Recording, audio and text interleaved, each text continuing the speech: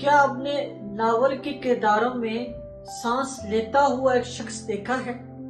کیا آپ نے نظم کے الفاظ میں چھپے ہوئے جذبات کو کبھی جاننے کی کوشش کی ہے، یا غزل کے کسی شعر میں بننے والی کسی فکر یا خیال کو؟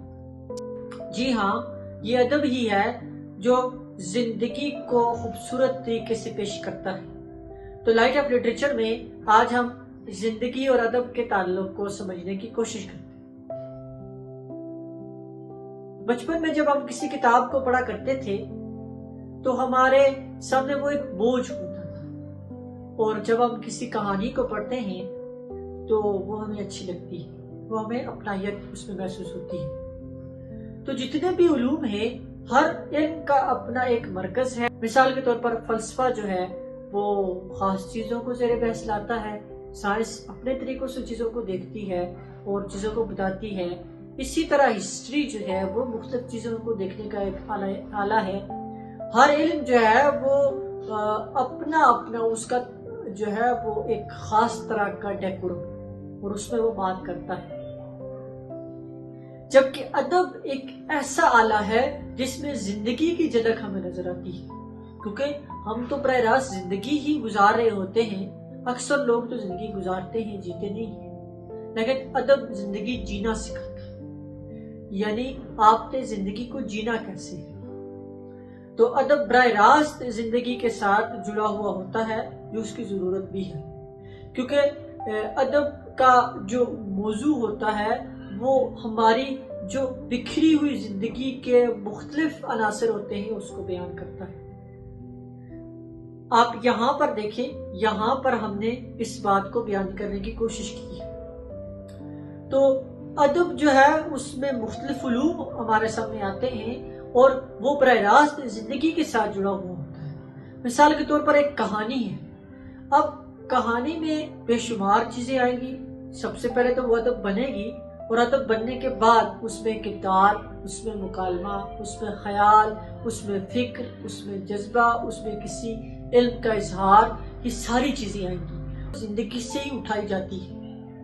آپ جب کسی کہانی کو پڑھتے ہیں تو اس کہانی کو کوئی کردار ہوتا ہے، وہ ماں کا کردار ہے، وہ باپ کا کردار ہے، وہ بہن کا کردار ہے، وہ بیوی کا کردار ہے، یا معاشرے میں پھیلا ہوا کوئی بھی کردار ہے۔ تو اب وہ اس کردار کو بیان کرے گا۔ مثال کے طور پر ایک جو ہے وہ موچی ہے، تو اس کے زبان شاہانہ زبان تو نہیں ہوگی، لہذا وہ ہمارے سامنے اس کی زندگی کی عکاسی کرے گا۔ ایک استاد ہے، تو جب وہ استاد کی صورت میں ہمارے سامنے نظر آتا ہے، اس کے مختلف پہلو اور بھی ہیں، یعنی وہ باپ ہے، وہ شوہر ہے، وہ ایک خاص قوم سے تعلق رکھنے والا، لیکن وہ بھی ایک استاد ہے۔ تو اس کو کیسے پینٹ کیا جا رہا ہے ادب میں؟ تو ادب زندگی کے مختلف پہلوؤں کی ترجمانی کرتا ہے۔ اس لیے جو لوگ زندگی کو پڑھتے ہیں، جو لوگ زندگی کو جاننا چاہتے ہیں، وہ ادب کا براہ راست مطالعہ کریں، اور اس سے وہ دیکھیں گے کہ مختلف طرح سے چیزیں کس طرح زندگی میں چھائی ہوئی ہوتی ہیں۔ زندگی وقت کی طرح نہیں ہے، وقت تو گزر جاتا ہے، زندگی تو جینے کا نام، اور ادب یہ جینا سکھاتا ہے۔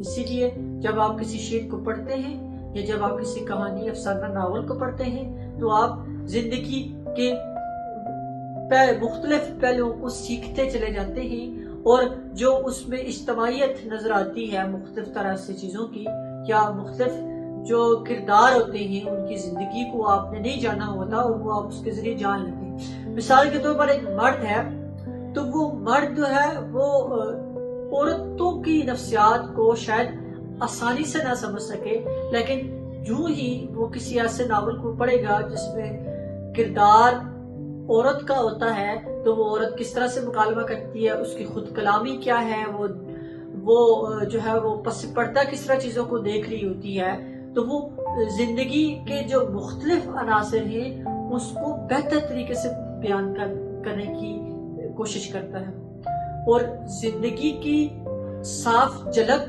زندگی کی پوری تصویر ہمیں ادب میں نظر آتی ہے۔ تو اگر آپ زندگی جینا چاہتے ہیں تو ادب لازمی